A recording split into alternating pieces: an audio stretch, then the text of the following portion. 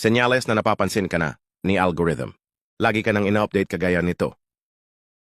Kaya wag pong sayangin ang mga ganitong pagkakataon. Gawa lang po ng engaging, interesting, entertaining contents. At ang susunod naman ay ito. Yung nire-remind ka niya.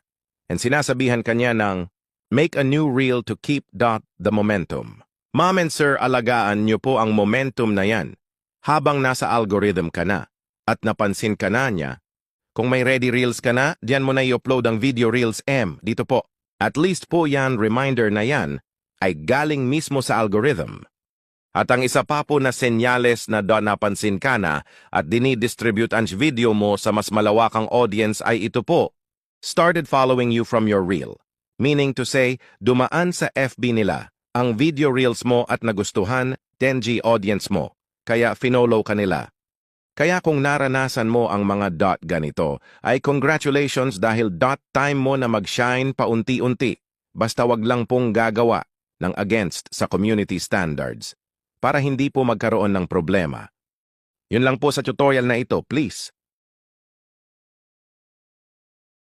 Thank you for watching.